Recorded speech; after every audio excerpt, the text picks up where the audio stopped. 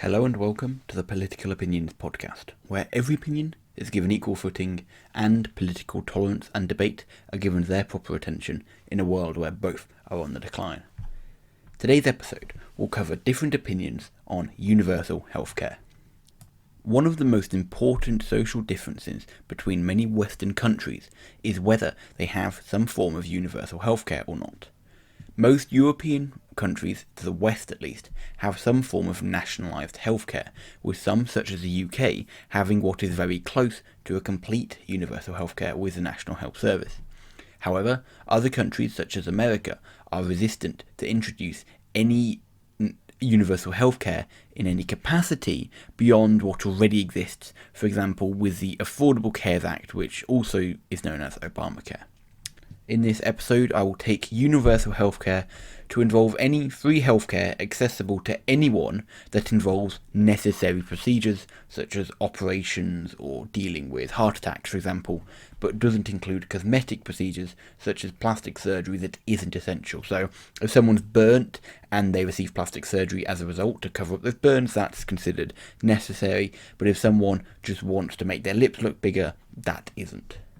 Quick reminder, the aim of this episode is not to try and argue for or against one side of the debate, but rather to highlight the different opinions on the topic and provide a comparison between them. I will begin with the arguments in favour of universal healthcare, followed by those opposed, with a comparison at the end. Starting with the arguments in favour of universal healthcare. The first and main argument is essentially that it is a necessity and right for all individuals to have access to free healthcare. Independent of any socio-economic or ethnic factors, some argue that the right to free healthcare is a basic human right that should always be exercised. Some people believe that one's ability to be healthy and looked after to even the most basic degree shouldn't depend upon their ability to pay, and having no money should not be a potential death sentence because you cannot afford healthcare. Universal healthcare treats everyone the same and is both equal and fair, and if a country can afford it, some argue it should always implement it. Instituting a single centralised health service can also lower the total cost of healthcare within a country. In the US, medical care is extremely expensive due to private profit and lack of centralisation and other administrative costs. Therefore, having centralised healthcare can lower these costs and remove excess fees. This is furthered by the elimination of the most expensive aspect of universal healthcare, which is insurance. Healthcare, to some, should also be a not-for-profit industry, and universal healthcare removes the profit motive, which to some makes it more ethically sound, as in their view it should be. Belief essentially is that this area shouldn't be for profit. It's an essential service like police, fire and the military, and although weapons manufacturing is different, on the basic services they're not for profit and they're operated by the state. And as such, some fear that having it being run for profit could result in lower standards and less capacity as firms seek to make money over providing proper healthcare. Not having free healthcare also creates a disincentive to go to the doctor. If someone breaks their leg, or gets COVID-19, or has any other medical problem, and doesn't have medical insurance, or doesn't have enough money, they may be hesitant to go to the doctor because of fear of future financial burdens. In situations such as these, preservation of health and life are more important than financial concerns, and having universal healthcare removes the fear that some people have of going to the doctor on the basis that they cannot afford it.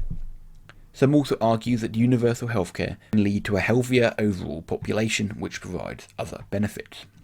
A population where everyone is healthy and can go to the doctor free of charge has a higher proportion of people who are more able to work to their full potential. If only those rich enough can afford healthcare, many workers in lower paid jobs will be less healthy, meaning that they will be less able to do their jobs properly, and meaning that they will be less productive, which creates less taxes, for example. And then finally, those in favour of universal healthcare oppose the entire idea of insurance for healthcare on the basis that it is an expensive barrier to healthcare, which further reduces the availability of it on the basis that those who lose their job or may not have a job will no longer be able to access healthcare. Moving on now to the arguments opposed to universal healthcare. Firstly, some people believe that it isn't a right. Some people argue that free healthcare isn't a right because we have made it a right ourselves. Essentially, it's an artificial right.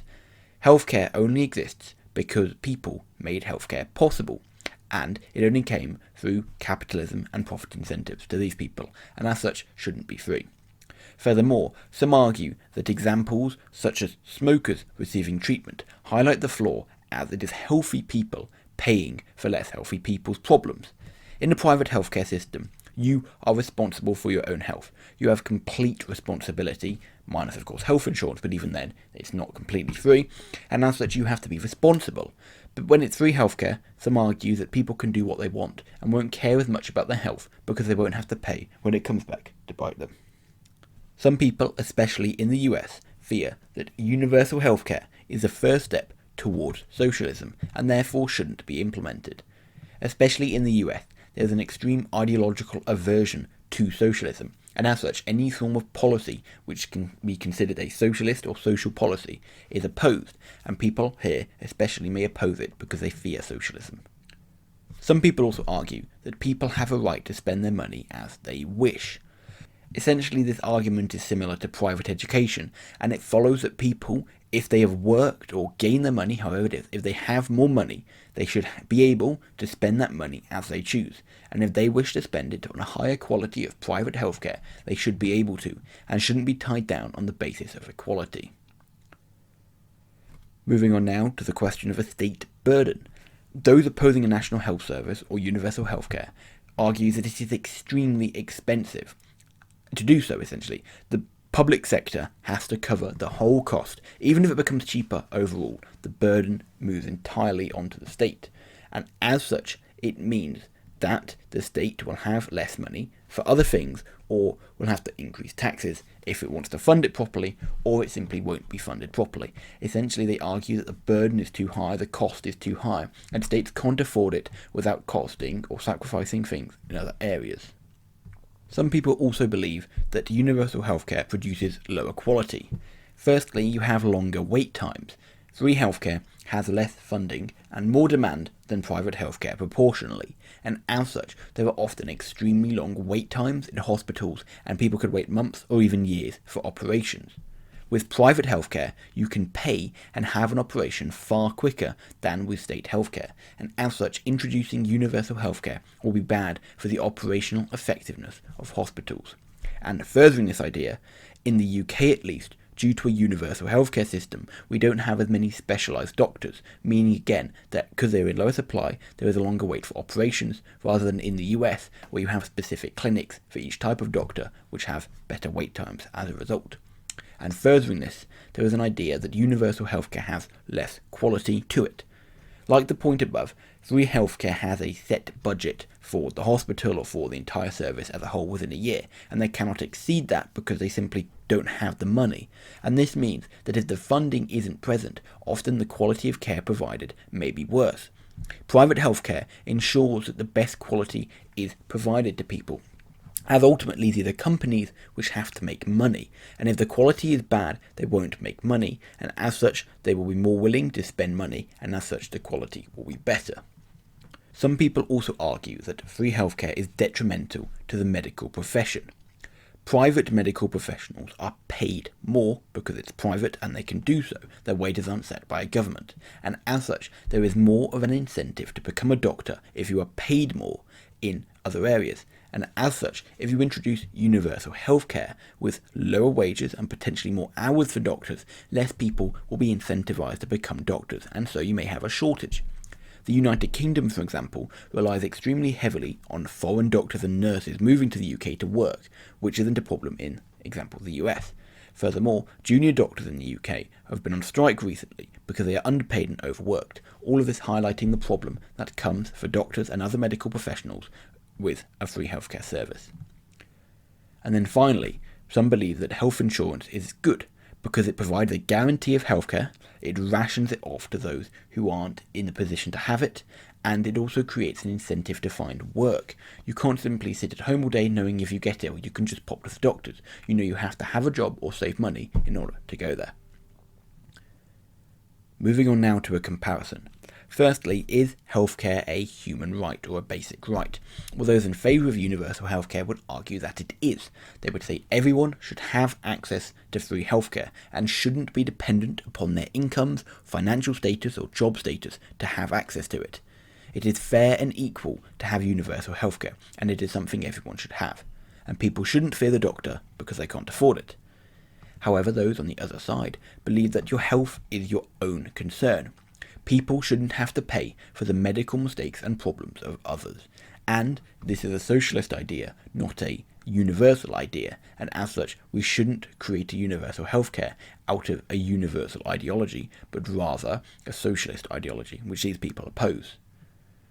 On the question of the cost of the healthcare, those in favour of universal healthcare argue that overall the entire service is cheaper. If you remove private money, you take away high prescription costs, you take away insurance costs, and ultimately you're left with an essential service which costs the entire economy less money. And as such, this means that it is better, in the long run especially, to have universal healthcare. However, those on the other side believe that it is the state who takes on the burden. Even if you have more expensive healthcare in private healthcare services, these are private companies which will redistribute the money. But in a state, this doesn't happen. It is the state which has to pay the cost. And this means either they won't be funding it properly, or if they are funding it properly, it means that they either will be cutting spending elsewhere, which is bad, or will be raising taxes, which to people is also bad. Then on the question of should healthcare be a for-profit industry? Well, those in favour of universal healthcare would argue that it shouldn't be for profit. Making it for profit, firstly, creates an ethical problem whereby a basic human right has become a capitalist market, and that it creates a problem where only the richest can afford it because profit motives push up prices. Those on the other side, however, would argue that profit creates incentive for the best care possible and allows for innovation. Hospitals with universal healthcare do not have the same levels of funding and do not provide as good a service as private hospitals, and as such, even if it is for profit, it creates a better ultimate service for the consumer. On the question of is universal healthcare able to cope essentially with the demands placed on them, those favouring universal healthcare would say that they do. Even if they operate with longer waiting times, for example, this is only because they have to cater to a much wider consumer base or group of people. Essentially, the entire country becomes your customer rather than merely those who can afford or choose to go to you. It's not a problem with supply, but rather an excess in demand coming from free healthcare. Some would argue that even though wait times are longer, given that it is free, the trade-off is worth it. Those on the other side, however, believe that private healthcare rations the availability of it to prevent it from becoming overextended and undersupplied. State healthcare simply doesn't often have the funding to provide as good a level of care, with longer wait times and worse quality. On the question of how are doctors affected, those in favour of universal healthcare argue that doctors become doctors or other medical professionals not for financial reasons, but rather because they want to help people. They are paid more because it is hard and becomes a long time to become a doctor. However, this shouldn't be used as an incentive to becoming a doctor. It should rather be for people who actually care about it, and as such you shouldn't be paying these people millions of pounds, but rather enough to cover the cost of what they do. Those on the other side, however, would say that there's a reason the US have many of the best doctors in the world. The pay that comes from private healthcare attracts them. In the UK and other countries with free healthcare, countries often have a shortage of medical experts within them because the money doesn't cover the stress and time involved in the job, creating a disincentive. And this shortage creates further problems, which further makes universal healthcare not as attractive to some as private healthcare. On the question of does universal healthcare help the economy and the wider society, those arguing in favour of universal healthcare believe it helps the entire population. It makes them healthier, and all of this allows for a more productive economy, which is better able to function, provides more taxes, and ultimately is more able to act. Those opposing this, however, believe that the healthcare provided is ultimately worse and people are not as well off. Most people are healthy enough as it is, and the benefits of having universal healthcare, especially in this regard, do not cover the costs, and even with more taxes, for example, that won't cover the massive cost involved in running a state healthcare service. And then finally, on the question of insurance, those in favour of universal healthcare believe that insurance for healthcare is bad. It creates a financial barrier to healthcare and further harms unemployed people, which essentially creates a perpetual cycle of inequality. However, those opposing this idea believe that insurance in some ways can be quite good. It creates a guarantee of healthcare within a private system, which is probably the best you're going to get, and it allows people who are better able to afford healthcare to have better access to healthcare, which they support, and also it creates an incentive to get a job, because you need one if you are to cover your healthcare costs. Overall then, those supporting universal healthcare believe that everyone should be able to access it, and it shouldn't be restricted to any one group. Those opposing universal healthcare, however, believe that it is too expensive and that private healthcare provides better results, and so this model should be followed instead. It is quite likely we will see more countries moving to some blend of the two forms, especially as they have less money to spend elsewhere. They may be incorporating more private firms to run healthcare, and then the state may subsidise it to make it free. And in the case of the US, following Biden's reintroduction of Obamacare and the Affordable Care Act and the popularity of this entire movement, we will likely see more efforts to make some form of state-run healthcare in America, especially as younger generations, which are more in favour of the idea, essentially become the dominant voting bloc, because the boomers sadly will start to die off. Ultimately though, what do you think on this issue? Is there anything that I missed or got wrong, or